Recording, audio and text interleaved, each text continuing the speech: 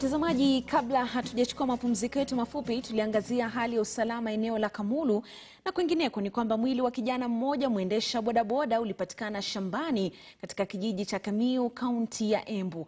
Kisa hicho kiwapa msukumo wakazi wa eneo hilo kulilia haki na kuwasihi maafisa usalama kushika doria katika eneo hilo lililo kwenye hatari kubwa ya utovu wa usalama.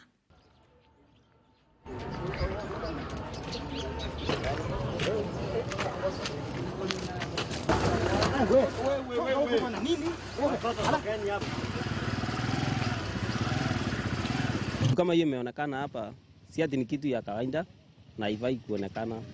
Na kama saa hii kunasemekana kuna kazi na iko. Na ile kitu mimi ningeomba serikali ifanye, especially hii kaunti ya Embu. Ni ati kama ni kazi waache kuweka tauni peke yake.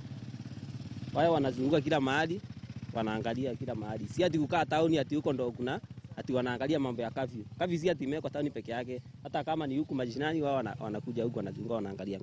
Mtu kama huyo kungekuwa na patrol huku, mtu kama huyo at least angepita hivi wapate kisanga kama hiyo ikitendeka, na at least wangeweza kuokolea maisha yake. Usalama ndio hatuna. Mara mingi askari wameambiwa kwa mara mingi, na wakikuja kama siku moja mbili walafu wanasahau hiyo.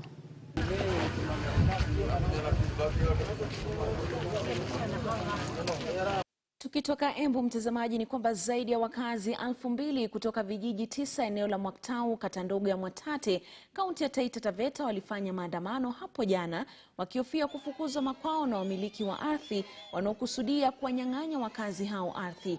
Wenyeji walidai kwamba wamekuwa kwenye ardhi hiyo tangu enzi za mababu zao waliopigania uhuru wa nchi hii, na hata kudokeza kwamba shule za msingi, za upili na hospitali zilijengwa na serikali wakishuhudia. Yetu ya Mwaktau ama tuseme Bura location ama Taita Taveta hatuna viongozi. Kwa sababu gani? Sisi kina mama tunapotaka kufanya mradi wowote katika sehemu hii ya Mwaktau, tunaambiwa hatuwezi kufanya mradi wowote kwa sababu sisi ni sehemu ambayo ni Sangaivishi imepewa title deed. Lakini pale walipoenda kupewa title deed yao sisi hatujui, hakukuwa hata na mtu wa Mwaktau. Sisi tumeanza kuishi hapa tangu vita vya kwanza vilipoisha. Mababu zetu walibaki hapa. Mababu zetu walikuwa wale watu wa kubeba mzigo ambao walikuwa wanaitwa carrier corps. Waliamua kuishi hapa baada ya kuona hii ardhi ni nzuri. Mwaktau kusema kweli miradi mingi inafanyika. Kwa sasa kuna mradi wa maji unaendelea. Mradi ambao unaendelea wa maji unaletewa watu wa Mwaktau. Tunashangaa kwamba sasa watu wa Mwaktau hata watakuja kuondelewa. Haya maji yanaletewa kina nani? Haya maji yanaletewa kina nani kama si watu wa Mwaktau? Ni kama tutasema ni ulaghai. Hawana any property hapa. Hawajalima hapa hata siku yoyote. Hawajaika chochote hapa hata kama mifugo siku yoyote. Hapa ni kwetu. Kuna makaburi, kuna mashule, kuna population ya watu over 20,000. Taenda wapi? Tukisalia katika kaunti hiyo ya Taita Taveta ambayo ina jumla ya watu 340,671 kwa mujibu wa makisio idadi ya watu wa sensa mwaka 2019, eneo hili pia lina rasilimali ya madini inayovutia wachimba migodi.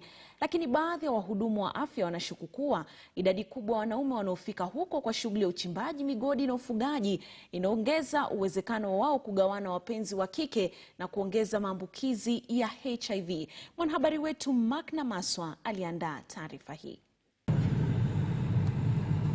Sehemu nyingi Taita Taveta zajulikana kwa wingi wa madini ikiwemo mawe yenye thamani kama savorite, green garnets na tourmaline. Vilima na machimbo kama haya eneo la Mkuki vikiashiria shughuli zinaendelea. Kiangalia mjua mtu anaenda ndani sana. Sasa wakati anapandisha zile particles juu, ndio utakuta unaona amepandisha labda kuna nyingine ya red, nyingine labda ni green. Kutafuta madini huku kunawavutia watu wengi kutoka sehemu kadhaa za nchi. Kazi ya uchimbaji migodi ina hatari ya siku baada ya nyingine. Lakini kwa baadhi ya wachimba migodi, hatari nyingine inayowasubiri ni punde tu wanapopata fedha, kiasi ambacho wengi hawajazoea kupata. Nyakati fedha zikipatikana, baadhi ya wanaume huangukia mitego ya kinadada wanaokita kambi kwenye soko zinazokaribiana na machimbo. Nao wahamasishaji jamii pia wanahofia hali si nzuri, hususan kwenye miji midogo chipuka maeneo ya migodi. Within a short time amekutana na jiwe, ameenda ameuza 200,000 300,000. Wengi wanaharibika kwa sababu si anaenda huko nje, anaenda anashikana na makahaba.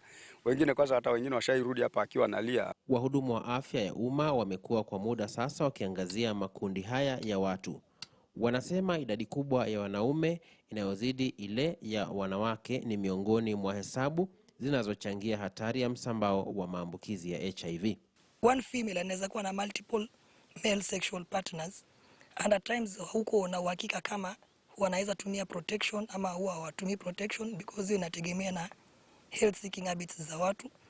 Hapa eneo la Mkuki, maafisa wa muungano wa Chawia CBO wanasema wanaafisa wa masuala ya afya, na sio jambo geni kwa wachimba migodi wanaoishi na virusi vya HIV kusaidika wapate huduma za afya. Uzuri wao, kama kuna mmoja yeye alikuwa hajifichi, alikuwa anajieleza, na ikifika tarehe zake alikuwa anatuomba ruhusa, tunampatia, anaenda hospitali, anaenda anachukua dawa na anarudi kazini. Na miongoni mwa jamii zinazoishi maeneo yenye migodi, wanaharakati wa kujitolea wanasema wamepiga hatua katika vita hivi vya uhamasisho miongoni mwa mbinu nyingine za kupambana na HIV. Mimi huwa na supply pia condom katika kijiji changu, hasa kwa vijana hawa wadogo wadogo. Watu wa makamu at least wamepokea elimu kidogo, wanajielewa. Baraza la kupambana na virusi vya HIV linakisia kuwa kufikia mwaka 2020 watu 8,000 kaunti ya Taita Taveta walikuwa wanaishi na virusi vya HIV. Mark na Maswa, KTN News. Mtazamaji, askofu wa kanisa Katoliki jimbo la Kakamega Joseph Ombanyi ameelezea kusikitishwa na hali ya migawanyiko ya kisiasa baina ya viongozi walio mamlakani na kuwataka kupunguza joto hilo la malumbano kabla ya uchaguzi mkuu ujao. Akizungumza katika hafla ya ufunguzi rasmi wa parokia ya kanisa Katoliki ya Bumala katika kaunti ya Busia, Ombanyi amehofia kugawanyika kwa taifa ikiwa malumbano haya yatazidi kushuhudiwa, huku akiwarai viongozi kuhakikisha kuwa wanaleta pamoja Wakenya. Ni wakati ambapo watu wanaanza kuishi kwa hofu. Hawajui ni nini litatokea mwaka 2022. Kwa nini? Na wao ni Wakenya. Kwa nini lazima iwe hivyo kila miaka mitano? Kwa nini tuanze kuhofia mambo ambayo kama nchi ambayo inaendelea tungekuwa tunaenda mbele? Uchaguzi wa mwaka 2022 usiwe ndio chanzo cha kuhofu, cha kuhama, cha kusimamisha biashara, cha kuanza kufikiria ya kwamba mambo yataenda vibaya. Hiyo inamaanisha ya kwamba nchi yetu haiendi vizuri.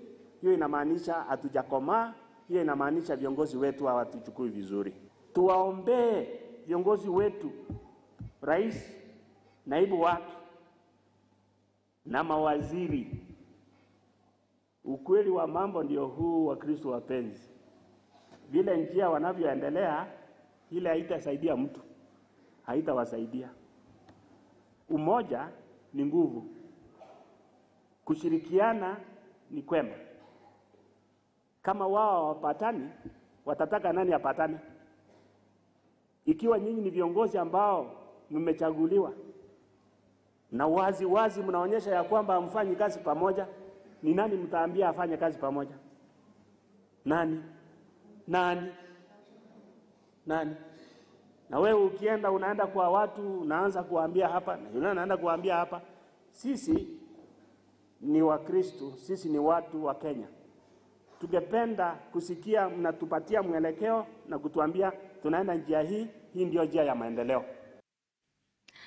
Na mtazamaji, sijui kama unakumbuka wimbo uliovuma katika mwaka 1999 wa Dunia Mbaya. Basi mwimbaji mwenyewe ni Princess Julie ambaye ndiye mgeni katika makala ya Wako Wapi. Nitakuwa nakuacha na mahojiano hayo kati yake na mwanahabari mwenza Maria Atoli. Na ifikapo saa 11 kamili, kumbuka nimekujuza kwamba hii leo ni siku ya kuadhimisha siku ya kimataifa ya lugha ya kiasili. Mwalimu Frank Otieno anazungumzia swala zima la Kiswahili na utamaduni wa Afrika. Mtazamaji, tukutane saa 1 ifikapo kwenye taarifa za KTN leo wikendi. Siku zote niite Frida Mwaka.